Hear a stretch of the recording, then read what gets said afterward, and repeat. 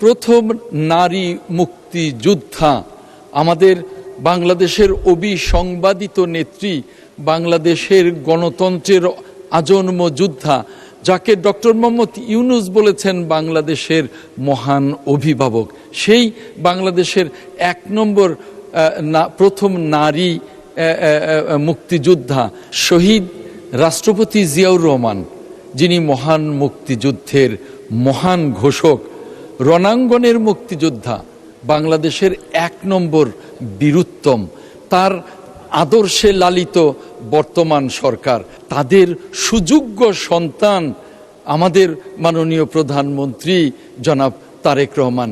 আমাদের মাননীয় প্রধানমন্ত্রীর নেতৃত্বে আমাদের সরকার মুক্তিযুদ্ধের প্রতি, মুক্তিযোদ্ধাদের প্রতি প্রতিশ্রুতিবদ্ধ। কাজেই আমি মাননীয় স্পিকার, আপনার মাধ্যমে সম্মানিত সংসদ সদস্যকে জানাতে চাই যে এখনও যে সমস্ত জায়গায় এই মুক্তিযোদ্ধা কমপ্লেক্সের কাজ হচ্ছে সেগুলো সম্পন্ন হবে, যেগুলো কাজ এখনও শুরু হয়নি সেগুলোর বিষয়ে আমাদের পরিকল্পনা আছে, যেগুলো পুরনো হয়ে গেছে সেগুলো সংস্কার হবে।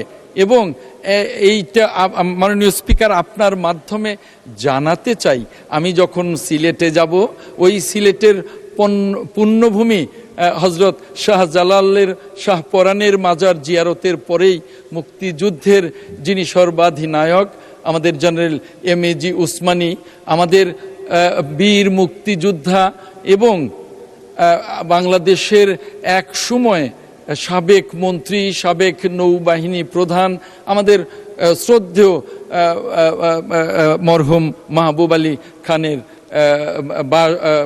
এলাকা এবং তাদের মাজার জিয়ারত করব এবং সেখানেও মুক্তিযুদ্ধের জন্য বা মুক্তিযোদ্ধাদের স্মৃতি সংরক্ষণে কি করা যায় সেটা নিশ্চয়ই ব্যবস্থা গ্রহণ করব।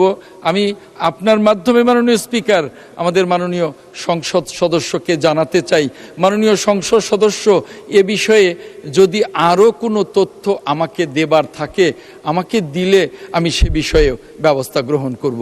মাননীয় স্পিকার, আপনাকে ধন্যবাদ।